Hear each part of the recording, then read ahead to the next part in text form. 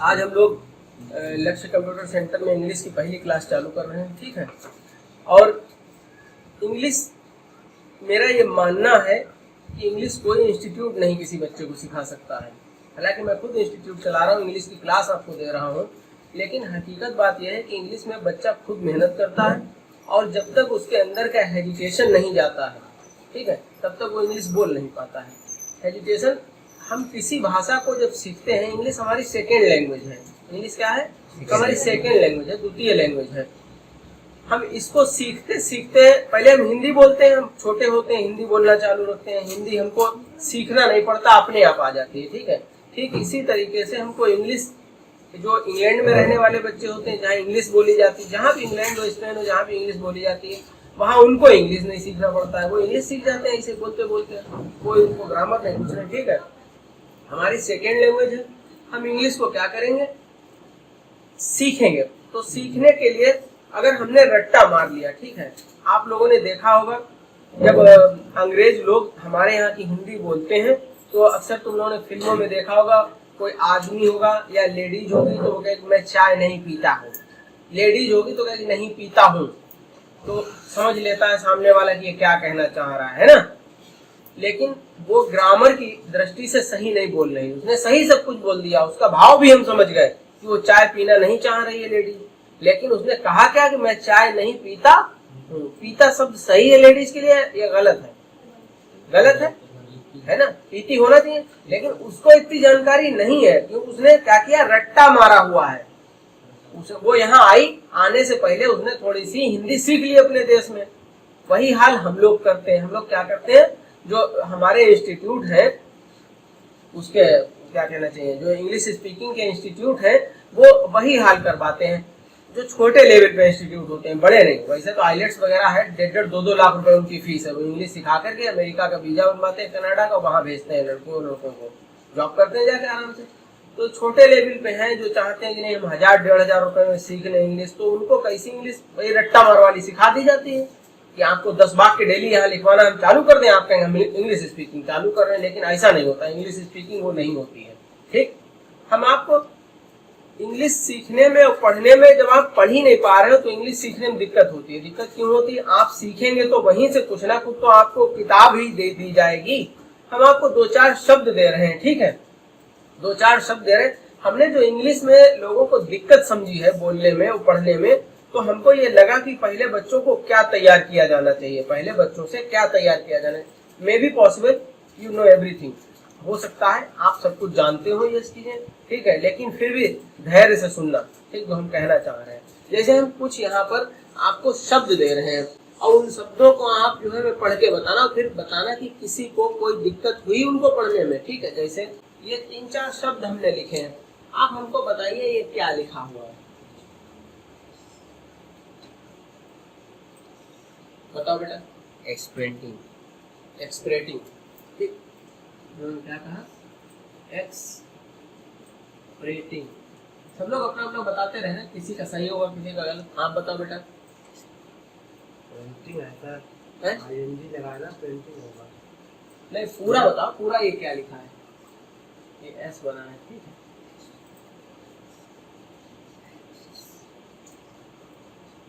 एक्सप्रेटिंग,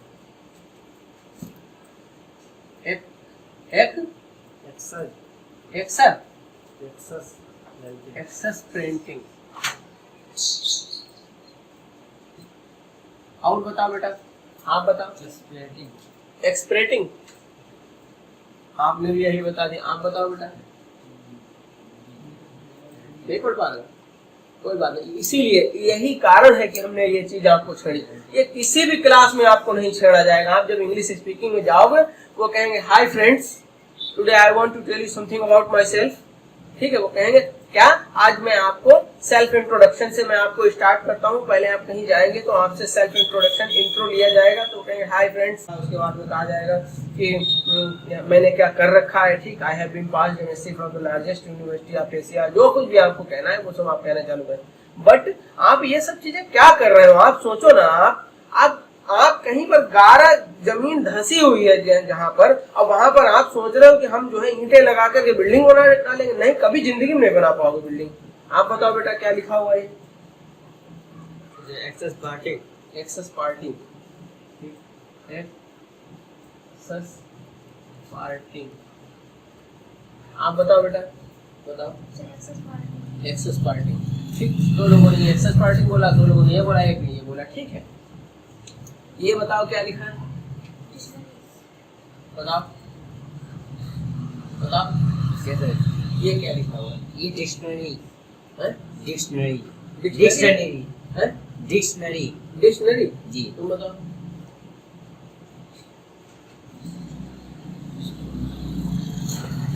dictionary है sir. हैं? Dictionary. Dictionary, ठीक, चलो लिखे हैं। आप बताओ भैया। डिक्शनरी। डिक्शनरी, ठीक। आप बताओ। शर्माने वाली बात नहीं, हमने इसीलिए तो चीजें उखाड़ी हैं, हमने वही नब्ज तुम्हारी पकड़ी कि क्या कमजोरी रहती है, इसीलिए तुमने ये चीज वही बता सकता है जिसको अनुभव है कि कहाँ पे बच्चे गड़बड़ करते हैं। बताओ ये क्या लिखा है? सर NI है ना? हाँ, NIST, परफेक्शनिस्ट। परफेक्शनिस्ट, ठीक है। परफेक्शनिस्ट। परफेक्ट, ये बहुत ही कॉमन वर्ड्स हैं जिनको पढ़ने में आप लोगों को दिक्कत आ रही है ना? ये बहुत कॉमन वर्ड हैं जिनको पढ़ने में आप लोगों को दिक्कत आ रही है। अब हमको एक बात बताइए, कोई अगर अच्छे लेवल की इंग्लिश की बुक आपको दी जाए, वो नहीं जो तिराहे चौराहे पे बिकती हैं, उनमें तो एक बार इंग्लिश में लिखा होता है, फिर एक बार हिंदी में भी उसके नीचे उच्चारण लिखा होता है, फिर नीचे उसकी फिर हिंदी, फिर उच्चारण, पहले इंग्लिश में लिखा होगा, फिर उच्चारण लिखा होगा यानी प्रोनाउंसिएशन लिखा होगा, और नीचे उसका अर्थ भी लिखा होगा। तो जब आपको कोई आदमी इंग्लिश सिखाना चाह रहा है तो आप उससे 3-3 भाषा में ट्रांसलेट करवा रहे हो, तो वो कितनी मोटी, इतनी मोटी बुक बना के तुमको देगा क्या? बोलो।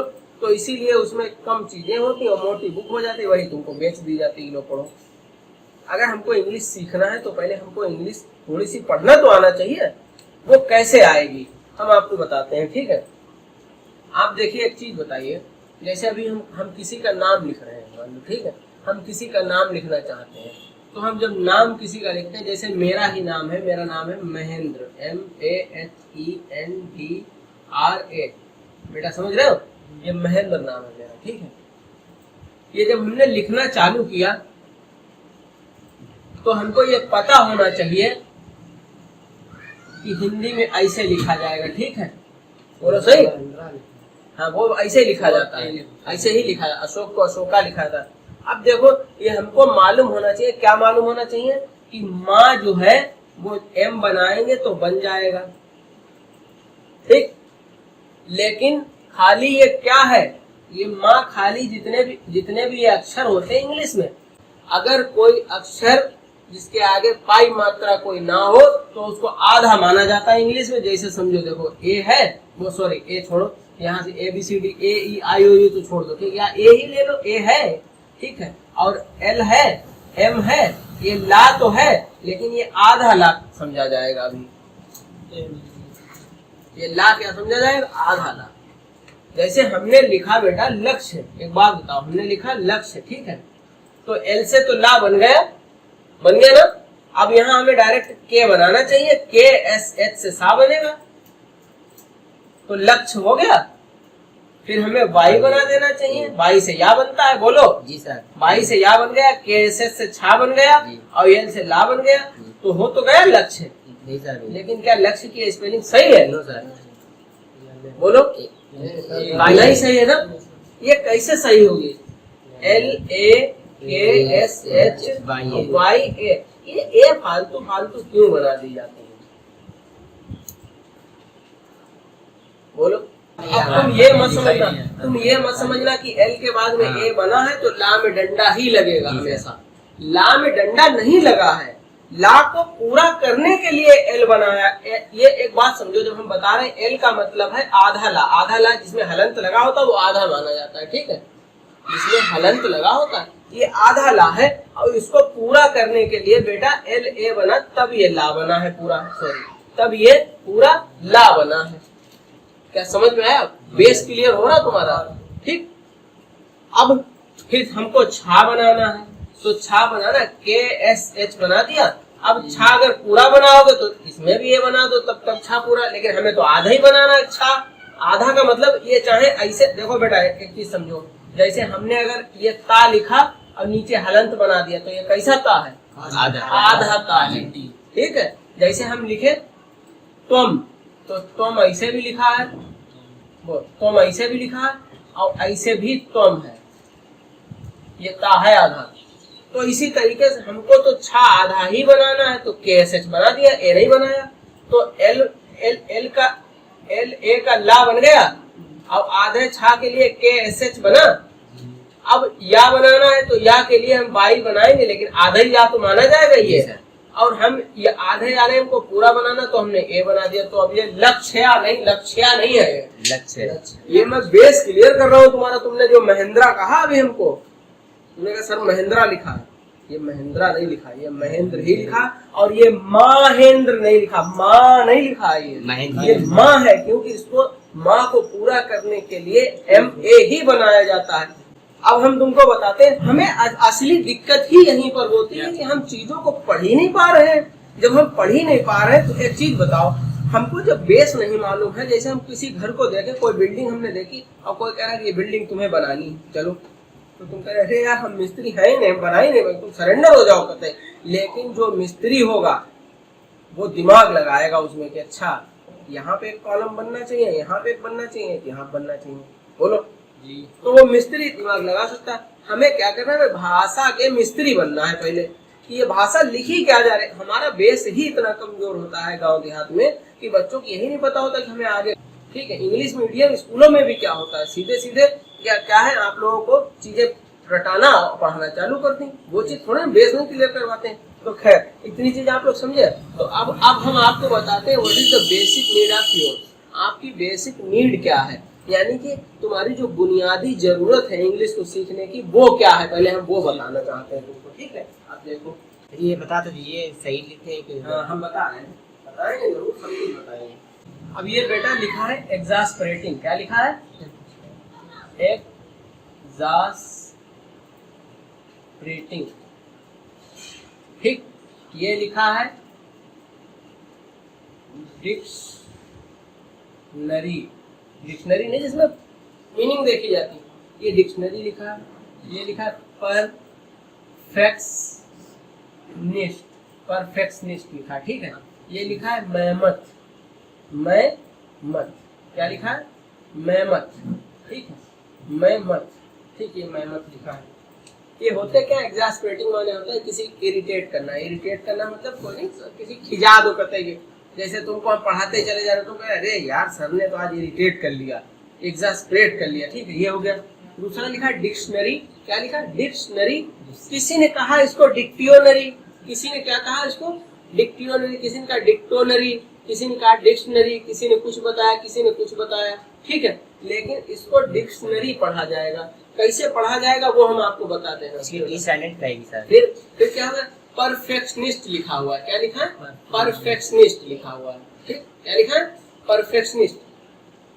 फिर मेहमत लिखा हुआ है। इनका मतलब क्या है, एग्जास्परेटिंग माने हो गया इरिटेट करना, ठीक। बैठ जा बेटा, बैठ जा, नहीं बैठ जा, ठीक। एग्जास्परेट माने होता है, एग्जास्परेट माने क्या होता है, एग्जास्परेट मींस होता है किसी को इरिटेट करना। और डिक्शनरी माने होता है किताब होती है जिसमें सारे मीनिंग होते हैं, उसको डिक्शनरी बोलते हैं। परफेक्शनिस्ट माने बोलते हैं जो हर काम को बड़े परफेक्ट तरीके से करे। उसका मेहमत, मेहमत एक जानवर हुआ करता था पहले, जैसे डायनासोर होता है ऐसे एक जानवर हुआ करता था पहले, जो अब दिखाई नहीं देता है। तो लोग क्या कहते हैं, जब कोई बात ऐसी घटना कोई हो जाती है, जब कोई, बैग उतार दो बेटा, बैग उतार दो, ठंडा जाओ। जब कोई घटना ऐसी हो जाती है कि वो क्या कहते हैं कि पता ही नहीं चलता, तो आदमी कहता है यार this is not a big मेहमत, ओके, यानी कि ये कोई बड़ी बात नहीं है। ऐसे नहीं बोलते कि ये कोई बड़ी बात है, इट्स नॉट ए बिग मेहमत, okay, it's a common thing, ये कोई बड़ी बात नहीं है, तो नॉर्मल बात हो गई आजकल, मेहमत बोला जाता है उसको। तो इतनी चीज समझ गए तुम लोग। इसको बताने का कोई जरूरत नहीं थी, लेकिन तुमको बताना है कि तुम्हारा लेवल क्या है। आपने क्यों नहीं पढ़ पाया, क्योंकि तुम्हें पता है कि इसको यस, इसको यस पढ़ते हैं, जा पढ़ते हैं, इसको जा पढ़ते हैं, ठीक है, जा पढ़ते हैं, गा पढ़ते हैं, ठीक है, ये चीजें पढ़ते हैं। इनको एक्स जो होता है उसको, और एक्स को सा भी पढ़ते हैं, ठीक है। जैसे तुम देखना जब ये गाड़ी होती है, कौन सी गाड़ी है ये? कुछ जो पढ़े लिखे बच्चे होते हैं वो इसको साइलो पढ़ते हैं, एक्साइलो पढ़ते हैं, लेकिन जो जानकार होते हैं वो जाइलो पढ़ते हैं, क्योंकि एक्स से जा भी बनता है, बोलो जी, तो इसको जाइलो पढ़ा जाता है। अब देखो, तो अगर इसको जा पढ़ेंगे तो इसको ई एक्स को एक्सा पढ़ सकते हैं कि नहीं? ई को ए पढ़ते हैं कि नहीं जी? तो इसको जा पढ़ेंगे कि नहीं? इसको जा अगर आधा बना दे तो क्या इसको पढ़ोगे? एक्सा पढ़ोगे ना, ठीक है। और आस एग्जास ऐसे तो पढ़ा जाएगा, एग्जास तो इतना तुमने तोड़ के पढ़ लिया, एग्जास, फिर प्रेटिंग, एग्जास्परेटिंग, बोलो एग्जास्परेटिंग, एग्जास्परेटिंग या एग्जास्परेटिंग एक ही बात, ठीक है। ये सिर्फ तुम्हारे पढ़ने के लिए बता रहे हैं। तो हो गया पूरा, तुमने पढ़ लिया तोड़ के इसको, ठीक। अब क्या चीज तुम्हें आना चाहिए? तुम्हें इतना पता होना चाहिए, जब तुम लोग इतने बड़े बड़े हो, तुम लोगों को इतना मालूम होना चाहिए कि कहीं पर भी अगर TION ये सब जो है लिखना तुम लोग कहाँ पर पता है? हाशिए में। और ये जरूर याद कर लेना जो हम हाशिए में लिखवाया करें, ये लिखा हो कहीं पर TION तो इसे सन पढ़ा जाता है पूरा, कभी टियोन नहीं पढ़ा जाता है, टियन या टियोन। ये तो बोला था, डिक्टियोन पढ़ा था किसी ने, तो ये तो डिक हो गया बेटा, ये डिक हो गया, ठीक है। और TION से सन हो गया, डिक्शन हो गया। और फिर नरी लिखा है, अरी लिखा, डिक्शन अरी, तो इसको भी लो तोड़ के पढ़ लो, डिक सन अरी, क्या हो गया? ये क्या दिक्कत है इसको पढ़ने में, बताओ? हो गया। अब तुमको परफेक्ट PER, अब तुमको PER पहले पढ़ना आना चाहिए कि PER अगर कहीं लिखा है तो ये पर लिखा है या पैर लिखा है, पैर। तो ये अब यहाँ पर ये पैर और पर में थोड़ा सा अंतर है, क्योंकि हमने बताया ई की पाई, ई जब कहीं पे बना दो तो ए की पाई लग जाती है, लेकिन हमने यहाँ पर नहीं लगाई। तो इसके लिए तुमको इंग्लिश के वर्डों को बार बार नजर के सामने से आना ही चाहिए, और तुमको प्रैक्टिस की जरूरत पड़ेगी, क्योंकि अगर प्रैक्टिस नहीं आप करोगे, आप सोचो हम इंग्लिश आपको पढ़ा दें, नहीं पढ़ा पाएंगे। क्यों? उसका कारण है कि इंग्लिश इतनी बाह्यात लैंग्वेज है कि वही हम तुमको BUT बट पढ़ाएंगे और PUT पुट पढ़ाएंगे। BUT जब बट है तो PUT पुट क्यों है? तो ये पट होना चाहिए। तो अगर तुम नियम के आधार पर चलोगे तो इंग्लिश नहीं पढ़ पाओगे। उसके लिए क्या करना है तुमको कि बार बार वही शब्द तुम्हारे नजर के सामने आए और तुम दोहराओ, तब याद हो जाएंगे कि हाँ इसको क्या कहते हैं, इसको क्या कहते हैं। बोलो सही कह रहा हूँ, गलत कह रहा हूँ? सही कह रहा हूँ भाई। आप एक बात बताइए, जब BUT बट है तो PUT इसके आधार पर कोई छोटा बच्चा होगा? जैसे हम कहते पावरा पर, मावरा मर, तो भावरा घुर नहीं होना चाहिए। हिंदी में तो सब सही है, पावरा पर है, मावरा मर है, भावरा भर है, लेकिन यहाँ PUT बट तो PUT पट होना चाहिए। अब अगर यहाँ पे किसी बच्चे को आप रटवाओगे कि बेटा PUT पुट, तो वो कहे BUT बुट कहना चाहिए, लेकिन नहीं बुट वो होता ही नहीं इंग्लिश में। अब इसका क्या नियम है साला, ये किसी को नहीं पता है। तो इसके लिए इंग्लिश की प्रैक्टिस ही तुमको होना चाहिए। बार बार इंग्लिश का पेपर देखो, यहाँ हम मंगवाने लगेंगे, पेपर पढ़ा करो, ठीक है। आए 15 मिनट पहले पेपर खोल लिया, इंग्लिश के शब्द उसमें नया मिले करेंगे, ठीक है। तो ये इंग्लिश का आपको पहला क्लास है, इसलिए हम इस पर नहीं जा रहे ना इस पर जा रहे हैं। हम आज जो आपको पढ़ाने जा रहे हैं वो दूसरी चीज है। एक आपको छोटा सा इंट्रो देते हैं इंग्लिश का, ठीक है, और फिर चालू करते हैं, ठीक। आप लोग हमको ये बताइए बेटा कि हम कोई भाषा जब हम सीखते हैं तो हम पहले उसका क्या सीखते हैं? पहले अक्षर सीखते हैं ना, ABCD सीखते हैं या छोटा बड़ा सीखते हैं। यही तो हमने किया छोटे पर। हमने जब हिंदी बोलना सीखा, हिंदी पढ़ना सीखा, तो हमने पहले क्या सीखा? ABCD सीखा। ABCD सीखने के बाद में हमने क्या काम किया?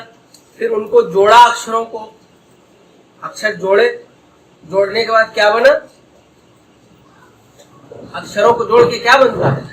शब्द। और शब्दों को ज्यादा जोड़ दो तो क्या बन जाता है? वाक्य बन जाता है। और वाक्यों को ज्यादा बोल दो तो क्या बन जाता है? पूरा एक भाषण। भाषण ही तो बन जाएगा, ज्यादा वाक्य जोड़ दो। हम जो बोल रहे हैं एक के ऊपर एक वाक्य बोलते चले जा रहे हैं, एक के ऊपर एक वाक्य, ये क्या है? ये भाषण ही तो है हमारा, वक्तव्य बोला जाएगा ना, वक्तव्य। कोई आदमी क्या बोल रहा है? अपने वक्तव्य बोल रहा है ना, तो वक्ता आदमी क्या बोलेगा? वक्तव्य बोलेगा। तो होता क्या है बेटा, इंग्लिश की शुरुआत कहाँ से होती है? अल्फाबेट से होती है, ठीक है, अल्फाबेट से होती है। और अल्फाबेट, इसको नाम क्यों दिया गया बताओ? इंग्लिश को नाम ही, ये जो ABCD होती है, इसको नाम अल्फाबेट क्यों दिया गया? क्योंकि ये ग्रीक एक देश है ना, ग्रीक, ठीक, यूनान जिसको बोला जाता था पहले, जो ग्रीक देश है, वहां पर जो उनकी जो छोटा बड़ा है उनका, तो उनका छोटा बड़ा शुरू होता है अल्फा बीटा से। अल्फा बीटा गामा ये सब है उनके में। ये तुम्हारे में वो ले लिए गए, फिजिक्स में क्या किया गया, इनको सिंबल के तौर पर ले लिया गया। लेकिन उनकी जो सभ्यता है बड़ी डेवलप सभ्यता कही जाती है। आज भी देखो इस साइंस में कितने अक्षर ऐसे हैं जो कहते हैं ये ग्रीक वर्ड लिया गया है, साइंटिया से बना है साइंस, कहते हैं ना साइंटिया शब्द से साइंस बना है। तो उनके शब्दों से, हाँ, उनके शब्दों से हमारा जो है कई शब्द बने हुए, ठीक है। तो यानी कि वो लोग हमसे पहले ज्यादा डेवलप रहे होंगे, तभी तो उनके आज भी हम लोग ले रहे हैं शब्द। तो वो अल्फा बीटा वो लोग चलाते थे, अल्फा बीटा गामा, उनका जो ABCD थी वो अल्फा बीटा से शुरू होती थी। तो हमारे यहाँ जब इंग्लैंड में इन लोगों ने चालू की अपनी जब इंग्लैंड ने जब अपनी भाषा चालू की, इंग्लिश भाषा, तो इंग्लिश भाषा में इसको अल्फाबेट बोल दिया गया। क्या बोला गया? अल्फा, क्योंकि ये अल्फा है कि नहीं है? जो पढ़ते हैं बच्चे उनको पता होगा अल्फा है। ये अल्फा साइन होता है, मतलब चिन्ह है अल्फा का, और ये बीटा का है, तो इसको बीटा को बेट कह दिया गया। इसीलिए इंग्लिश के जो अक्षर होते हैं इनको अल्फाबेट कहते हैं, वो यहाँ से लिया गया है, ग्रीक शब्द है, ठीक है, अल्फाबेट। क्या आप लोगों को पहले पता था किसी को? अल्फाबेट जो होती है, ABCD पूरी क्या कहलाएगी? ABCD क्या कहलाएगी? A से Z तक क्या है? अल्फाबेट है। क्यों? इसका नाम कहाँ से पड़ा? ये पता चल गया, इसको अल्फाबेट कहते हैं। ग्रीक शब्द है ये, अल्फाबेट एक ग्रीक शब्द है, और ग्रीक में अल्फा बीटा चलता था, तो उन्हीं से यहाँ ले लिया गया है, यहाँ ABCD बना दी गई, तो इसको अल्फाबेट कहते हैं, ठीक है। तो अल्फाबेट हो गया। अब अल्फाबेट के बाद में क्या हम आपको बताना चाह रहे हैं, अल्फाबेट में क्या किया गया कि उनको बांट दिया गया दो भागों में। अल्फाबेट को दो भागों में बांट दिया गया, तो 5 शब्द जो थे वो अलग कर, वो 5 लेटर जो थे, 5 लेटर्स, ठीक, अलग कर दिए गए, और 21 लेटर्स अलग कर दिए गए। लेटर माने क्या? अक्षर। 21 अक्षर अलग कर दिए गए और 5 अक्षर अलग कर दिए गए, ठीक। अब क्या अक्षर अलग कर दिए गए? 5 लेटर जो होते हैं बेटा, A, E, I, O और U, ये लेटर अलग कर दिए गए। और बाकी जो B है और बाकी जो है Z तक, इनमें से निकाल लो A, I, O, B से Z तक, तो इनको कहा गया वॉवेल। क्या कहा गया? वॉवेल। और इनको कहा गया कॉन्सोनेंट, कॉन्सोनेंट्स, ठीक है। ये 5 लेटर जो होते हैं इनको वॉवेल कहा गया, और इनको क्या कहा गया? कॉन्सोनेंट्स कहा गया। अब वॉवेल अलग क्यों किए गए, ये बताओ। वॉवेल अलग क्यों किए गए, कॉन्सोनेंट क्यों अलग किए गए? वॉवेल का काम क्या है, ये बताओ। वॉवेल का काम क्या है? वॉवेल का काम है किसी भी पाई और मात्रा को अगर आपको लगाना है तो वॉवेल ही यूज किए जाएंगे। किसी का नाम आप बिना वॉवेल की सहायता के लिख ही नहीं सकते हो, क्योंकि नाम में पाई मात्रा होती है। कोई भी एक सार्थक लेटर लिखोगे उसमें भी कहीं न कहीं भी ये आएगा ही आएगा, ठीक है। तो वॉवेल काहे के लिए होती है? वॉवेल देखो सारी की सारी पाई है। देखो अभी दिखाएं, देखो ए बड़ा का डंडा हो गया, ई ए की पाई हो गई, आई छोटी पाई हो गई, ओ ये ओ की पाई हो गई कि नहीं हो गई, ये वाली है, और यू तो ये ऊ की पाई हो गई। तो अभी कम है। कम क्यों है? क्योंकि देखो अभी तो ए की पाई बन गई, लेकिन ए की पाई कैसे बनेगी? ए की पाई ए और आई दोनों जुड़ जाएंगी तो ए की पाई हो गई। जैसे हमें लिखना है कैलाश, तो के के ऊपर ए की पाई लगाना है, तो उसके आगे क्या लिखेंगे? के ए आई, और यहाँ लिखा एल, फिर ए एस एच, कैलाश हो गया। ये दोनों पाई इन्हीं से बन गए कि नहीं बन गए? जैसे हमें लिखना है गुलाम, तो हम कैसे लिखेंगे? जी लिखेंगे, यू लिख देंगे, G U L A M. अब हमें लिखना है गूगल। अब क्या करेंगे बेटा? G double O G L E, Google. तो इसी से तो दो बड़ी पाई बन गई, देखो बनी बड़ी पाई इसी से तो बन गए। तो ये जितनी भी इन पांचों में ही सारी पाइयां हैं, केवल क्या है? पाई और मात्राएं जो है वो क्या होती हैं? वॉवेल होती हैं। इंग्लिश में जो वॉवेल है वो पाई और मात्राएं होती हैं, और इनसे अक्षर बनते हैं। आई बात समझ में? जितनी भी पाई मात्राएं हैं वो यहाँ से बनते हैं और इनसे अक्षर बनते हैं। तो वॉवेल समझ में आया? वॉवेल और कॉन्सोनेंट क्या होते हैं? अब आप कोई भी एक नाम बता दीजिए जिसमें पाई आई हो और ये ना लगे, कोई भी एक नाम। तुम्हारा नाम क्या है बताओ? सूरज। देखो सूरज, अब हमें लिखना है सूरज। तो देखो हमने कहा कि ये जो है ये बड़ी पाई है, ठीक है, बड़ी है। तो अगर हम चाहें और अगर हम ये इस तरीके से, जब हमने गूगल को ऐसे लिखा तो सूरज भी तो हम ऐसे लिख सकते हैं, सूरज। बोलो जी सर, लिख सकते हैं कि नहीं लिख सकते हैं? ये भी सही है, लेकिन हमारे इंडियन कल्चर में सूरज को ऐसे लिख देते हैं, सूरज। तो ये भी सही है। हमें लिखना है काबिल। तो देखो, अब देखो काबिल कैसे लिखा जाएगा? का और बी और ल, ठीक है। तो काबिल में ये का आधा तो है नहीं, तो हम के पहले बनाएंगे और फिर ए बनाएंगे। का लिख दिया, फिर हमने बा बनाया। अब बा के ऊपर पाई लगाने के लिए बी आई लिखोगे, बोलो। अब फिर ला खाली है तो काबिल हो गया। अब यहाँ पर तुम सोचो कि वही नियम हम फॉलो कर देंगे, इसमें ए क्यों नहीं बना है? ठीक है, तो इसके लिए क्या तुमको करना है? इसके लिए तुमको ये करना है कि जितने भी ये शब्द हैं इनको बार बार लिखना और पढ़ना ही पड़ेगा। इसका कोई नियम नहीं कि यहाँ पर क्यों नहीं बना। अब हम आपको बताना जो चाह रहे हैं वो समझो, ठीक है। जब हम कोई भाषा सीखते हैं बेटा, तो हम दो या दो से अधिक शब्दों को मिलाकर, दो या दो से अधिक लेटर माने अक्षरों को मिलाकर के एक शब्द बनाते हैं। जैसे अब लिखा है, ठीक है, लेकिन उनका कुछ मतलब भी निकलना चाहिए। दो जैसे अक्षर क्या होता है? भाषा की सबसे छोटी इकाई क्या होता है? The smallest unit of a language is called क्या? लेटर। लेटर क्या है? भाषा की सबसे छोटी इकाई, यानी कि उसी से भाषा बनेगी। कैसे बनेगी अभी देखो, ठीक है, हिंदी इंग्लिश दोनों हम समझा रहे, समझ लो। The smallest unit of the language is letter. भाषा की सबसे छोटी इकाई क्या है? अक्षर है। जैसे देखो ये लिखा है, हमने बोला का, ये हमने लिखा का, ठीक, का लिखा, और यहाँ पर लिखा है माँ। मान लो ये का है, ये माँ है, और हमने इन दोनों को जब मिला दिया तो ये क्या हो गया? कम हो गया।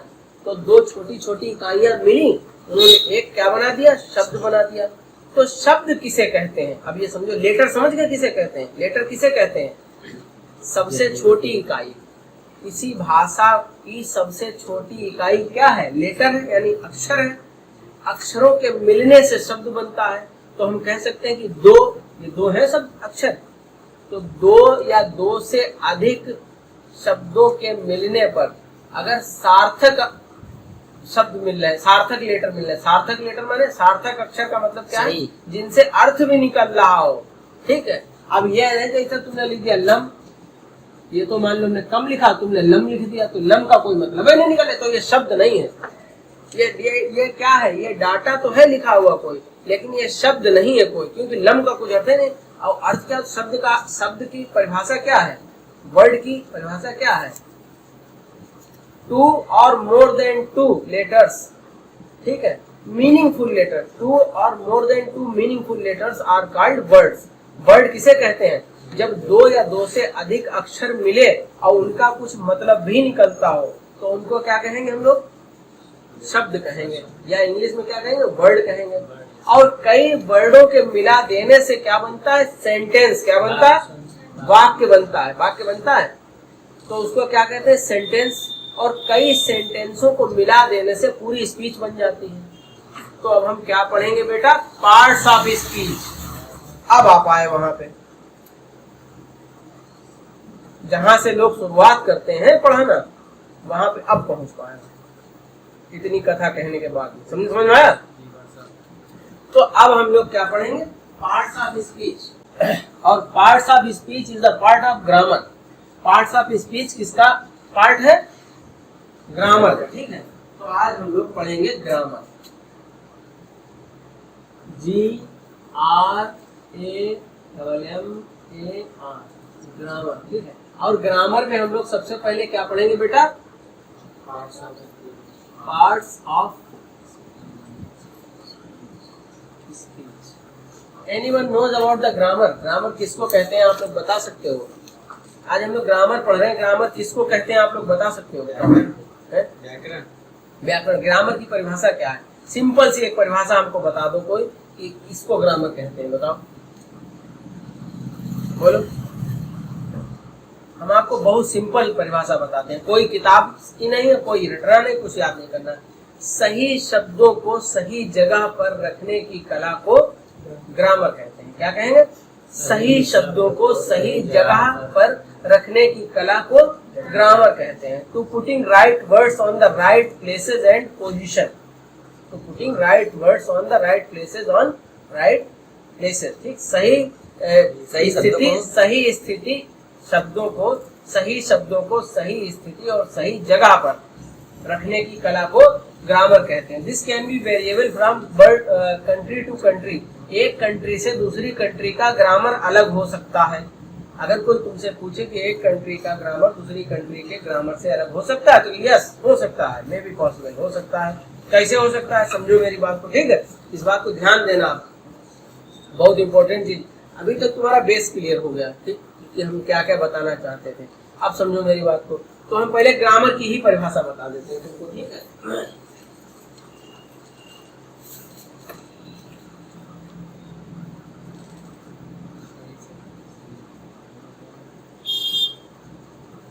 to putting right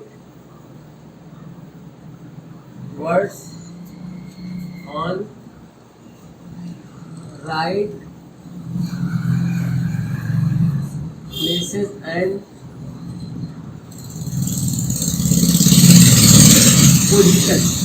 To putting right words on right places and places, position.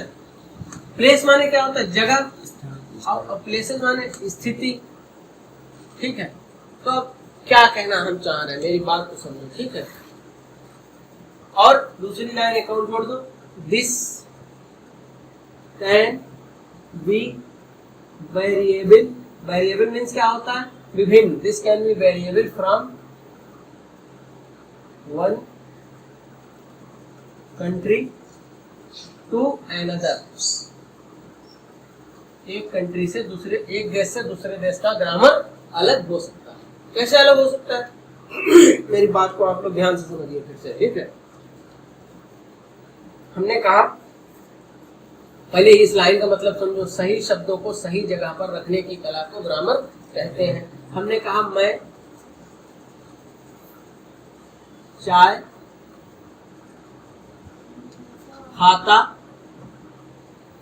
हूँ। क्या ये वाक्य सही है? क्यों नहीं सही, बताओ? क्योंकि ये सही शब्द नहीं है चाय के लिए। तो ये वाक्य कैसे खराब है? ग्रामर की दृष्टि से, ग्रामेटिकल स्तर से ये वाक्य गलत बना है ना? गलत कह सकते हैं। तो मैं चाय नहीं खाता हूँ तो तुम हंसने लगोगे। खाता हूँ क्या होता है? चाय पीना होता है। अब हमने कह दिया ठीक है, हम इसको बना दे रहे। मैं चाय खाता हूँ। ठीक है, अब मैं पीता हूँ चाय, अब तो पीता लिख दिया, अब ये बात सही है? बोलो, सब लोग सोचो, बताओ ना, अब ये बात सही है? गलत है सर। अब क्यों गलत है? अब जगह नहीं सही है। अब नहीं, अभी अब पीना तो हमने लिख दिया, लेकिन अब इसकी क्या है? अब इसका प्लेस नहीं सही है ना? हमें इसका प्लेस भी सही करना है और इसकी पोजीशन भी सही करना है। पोजीशन ये है कि हमें खाता नहीं लिखना है, हमें पीना लिखना है यहाँ पर, और जब हमने पीना कर दिया तो हमने जगह गलत कर दी। अब हम इसको सही कैसे लिखेंगे? हम लिखेंगे मैं चाय पीता हूँ। बोलो, सही है? अब सही है। क्यों सही है? अब शब्द भी सही जगह पर और सही स्थिति भी है उसकी, यानी कि ये पीना खाना नहीं लिखा, यानी कि उसकी पोजीशन सही हो गई। पोजीशन का मतलब मेल फीमेल या खाना और पीना, जो चीजें हम चाय है उसको पिया जाता है, तो उसकी स्थिति सही हो गई। बोलो, समझ में आ रहा है? ग्रामर तुम्हारे समझ में आई? ग्रामर किसे कहते हैं? सही शब्दों को सही जगह पर रखने की कला को ही ग्रामर कहा जाता है। To putting right words on the right places and position, that is called grammar. Very simple. फिर अब this can be variable from one country to another country. अब ग्रामर, एक देश की ग्रामर दूसरे देश से अलग कैसे हो सकती है, ये समझो। ये वाक्य हमारे यहाँ बेटा बिल्कुल सही है। मैं बाजार जाता हूँ, कर लो चलो, मैं बाजार जाता हूँ, ये वाक्य हमारे यहाँ सही है, बिल्कुल है सही, बिल्कुल सही है ना ग्रामर के हिसाब से हमारे यहाँ। अब यही वाक्य अंग्रेजी में हम बना रहे, आई वो हम क्यों लिखेंगे? हम तो अपने हिसाब से लिखेंगे। हमारी ग्रामर में बाजार पहले आ रहा है, हमारी ग्रामर में तो बाजार पहले आया ना। अभी तुमने तो कहा ये वाक्य सही है ग्रामर के हिसाब से। अब हम तुमको समझाना चाह रहे हैं कि एक देश की ग्रामर दूसरे देश की ग्रामर से अलग हो सकती है। ये ग्रामर जो है क्या है? मैं हो गया आई, ठीक, और यहाँ पे बाजार हो गया मार्केट, और जाना की गो हो गई, और इसकी एम हो गई। बोलो, क्या ये वाक्य सही है? जब हमारा ग्रामर ये सही है तो ये गलत क्यों हो गया? क्योंकि इसकी वजह से एक देश का ग्रामर दूसरे देश के ग्रामर से अलग हो सकता है। क्यों अलग हो सकता है? देखिए, मेरे में कर्ता क्रिया कर्म के हिसाब से अलग है, इनके में कर्ता क्रिया कर्म के हिसाब से अलग है ना? अब यही बात के अगर तुम इंग्लिश में बनाओगे तो हम ये देखो, आई गो टू मार्केट, ये वाक्य सही है कि नहीं है बेटा? ध्यान दे के जल्दी बताओ। सही है, सही है। आई गो टू मार्केट, तो अब ये तो सही है, ये तो सही है ना बेटा, है ना? अब इसको आई को मैं कह सकते हैं और गो को जाता कह सकते हैं, ठीक है? मार्केट को बाजार कह सकते हैं कि नहीं कह सकते हैं? ये हमने बिल्कुल वैसे ही तो उतार दिया, जैसा हम ऊपर लिखा है वैसे हमने हिंदी में लिख दिया। लेकिन क्या हमारे देश के हिसाब से ये वाक्य सही है? अब तो मैं जाता बाजार हो गया। तो जब इंग्लिश में ये सही है कि आई गो टू मार्केट, और हिंदी में हम कह रहे तो मैं जाता बाजार हो गया, तो ये क्यों गलत हो रहा है बताओ? क्योंकि एक कंट्री का ग्रामर दूसरी कंट्री के ग्रामर से अलग हो सकता है, ये समझाना चाह रहे हैं तुमको। उनकी जरूरी नहीं जो हम यहाँ बोल रहे हैं बिल्कुल सेम वैसे ही वहाँ। अगर इतना ही आसान होता तो फिर बच्चे टेंस बना लेते, कहते अरे यार हम अभी बनाए दे रहे। यही तो गड़बड़ हो जाता है, यहीं पर तो गड़बड़ होता है कि हमको आईएनजी पहले लगा देना होता है। तो यार गोइंग पहले लगा दिया। जैसे इंग्लिश को अगर हिंदी के हिसाब से ही अगर हमारी ग्रामर और उनकी ग्रामर एक सी हो जाती तो देखो कितना अच्छा होता है। जैसे हमने लिखा मैं बाजार जा रहा हूँ, बोलो अभी सेम हमको क्या टीचर ने कहा बनाओ इसको अनुवाद करो, तो हम कहते हैं आई मार्केट गोइंग हो गया एंड। कितना अच्छा होता है यार कि ऐसे सेंटेंस बन जाते हैं, है ना? तो कितना बढ़िया होता है। लेकिन उनकी ग्रामर अलग है। तो आप समझ में आया? Grammar can be variable from one country to another country. एक देश की ग्रामर दूसरे देश की ग्रामर से अलग हो सकती है, ठीक है? अब इसके बाद में ग्रामर में हम पढ़ते क्या? ये तो हमने ग्रामर की परिभाषा बता दी। ग्रामर में हम पढ़ते क्या? हम ग्रामर में पढ़ते हैं सबसे पहले पार्ट्स ऑफ स्पीच या पार्ट्स ऑफ सेंटेंस। क्या? सेंटेंस को ही तो स्पीच बोलते हैं। हम एक वाक्य बोल रहे हैं और फिर उसमें वाक्य जोड़ते चले जाए तो वो स्पीच बन जाएगी, भाषण बन जाता है पूरा। एक वाक्य बोला तो उसको क्या कहेंगे, सेंटेंस, और उसमें सेंटेंस जोड़ते चले जाए तो वही स्पीच बन जाती है। तो इसीलिए हम उसको पार्ट्स ऑफ सेंटेंस, इसको मिटाएं, ठीक है। पार्ट्स ऑफ स्पीच हम क्या पढ़ेंगे, ग्रामर में हम सबसे पहले क्या पढ़ेंगे बेटा,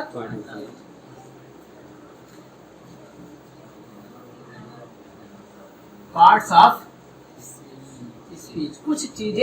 कुछ चीजें ऐसे पढ़ा करो कि उन पे दिमाग भी लगाया करो।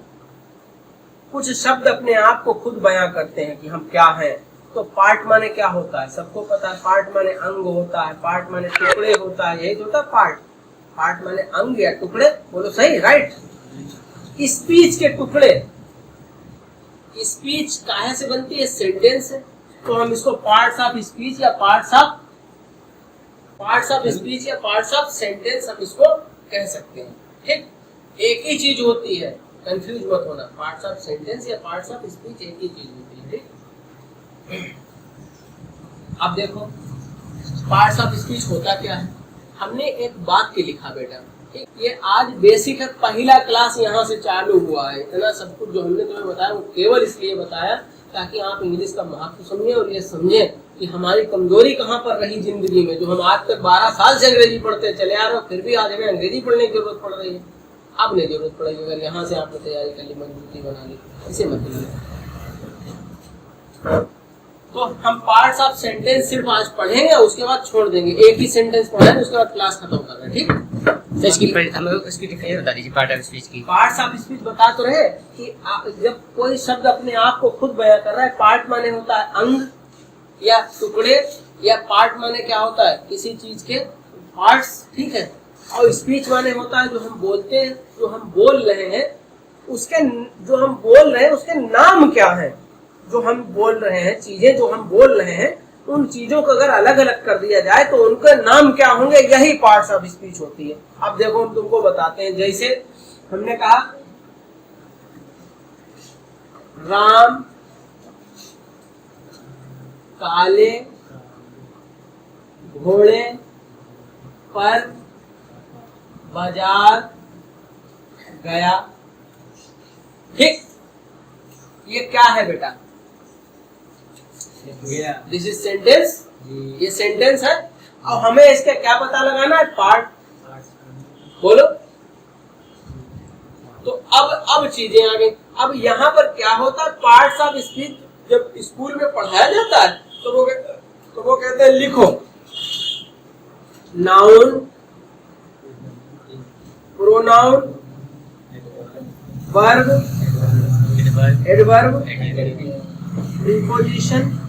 अच्छा तुम ही लोग बोलो, चलो एक एक लोग बोलो, देखें सबको याद है कि नहीं। चलो पहले सूरज तुम लोग मत बोलना, ठीक है। Noun, pronoun, verb, adverb, adjective, preposition, conjunction, interjection, conjunction, और कुछ है। मतलब कहने का मतलब ये है, सब बड़े बड़े हो, ईमानदारी से बताओ कि ये चीजें तुम लोगों को पक्की कभी याद हो पाई? नहीं याद हो पाई ना, नहीं याद हो पाई। क्यों नहीं याद हो पाए, उसकी वजह हम बताएंगे, ठीक। अभी आप पहले पढ़ो, ठीक। जब हमको पार्ट्स ऑफ स्पीच पढ़ाया जाता है बेटा, तो हमको क्या पढ़ा दिया जाता है, सीधे सीधे देखो, noun, pronoun, verb, adverb, adjective, preposition, ठीक है, कंजक्शन और इंटरजेक्शन। कितनी ही होती है, ठीक। यही तो पढ़ाया जाता है। ऐसा क्या, ऐसी कौन सी वजह है यार कि हर साल हम इसको याद करते हैं, हर साल भूल जाते हैं, हर साल हम इसको याद करते हैं, हर साल भूल जाते हैं। आज भी तुम लोग 12 साल इंग्लिश पढ़ने के बाद, अब वो जमाने गए जब कक्षा 6 से अंग्रेजी पढ़ाई जाती थी। पहले गांव देहात वालों को पूछो तो वो कहते हमने कक्षा, अब तो KG 1 से इंग्लिश पढ़ाई जाती है। तो अगर वो इंग्लिश वहाँ से जोड़ लो तो आज 12 साल इंग्लिश पढ़ते हो। अब कक्षा 4-5 से शुरू हो जाता है, प्रीपोजिशन कंजक्शन हो जाता है, और हर साल होता है, लेकिन फिर भी हम भूल जाते हैं इसको। ये इंग्लिश मीडियम के ही पढ़े हुए हैं, ठीक है। ये भी कंफ्यूज है कि इतने होते हैं कि नहीं होते, ऐसा है कि नहीं। हम लोग ये हम एक वाक्य में किसी एक वाक्य में, याद रखो, किसी एक वाक्य में ये 8 चीजें हो सकती हैं, इससे ज्यादा नहीं हो सकती हैं, कम भले ही हो। इन 8 चीजों से ज्यादा नहीं हो, यानी ये 8 पार्ट किसी एक वाक्य में हो सकते हैं, इससे ज्यादा नहीं हो सकते। यही पार्ट ऑफ स्पीच है, ये पार्ट्स ऑफ स्पीच है। ये हमने स्पीच लिखी कहीं, यही तो स्पीच हमने लिखी है, और ये उसके पार्ट है। देखो इसमें से कितने मिल रहे हैं। क्या राम, तुम कहते हो noun is the name of person, place और थिंग, बोलते हो? किसी व्यक्ति, वस्तु या जगह की नाम को नाउन कहते हैं। तो ये व्यक्ति का नाम है कि नहीं है? तो नाउन देखो मिल गया, मिला। फिर हम क्या कहते हैं? प्रोनाउन क्या होता है? प्रोनाउन हम कहते हैं कि नाउन की जगह पर यूज होने वाले शब्द, नाउन की जगह पर जो शब्द यूज हो जाए उनको हम क्या कहेंगे? प्रोनाउन। तो अगर हम कहते हैं राम काले घोड़े पर बाजार गया, वह बहुत परेशान था। बोलो, आप कौन परेशान था? ये राम। वह कौन है? राम। राम है। तो राम की जगह पर हमने कौन सा शब्द यूज कर लिया? वह। नाउन की जगह पर कौन सा शब्द यूज हो गया? वह यूज। बात तो हम नाउन के ही बारे में कर रहे हैं ना महाराज। तो यही प्रोनाउन है। अब बेटा बताओ इसमें ये जाना क्या है? जाना क्रिया। तो ये वर्ब मिल गई। देखो एक ही बात में चीजें मिल रही है ना। उसके बाद में एडवर्ब क्या होता है?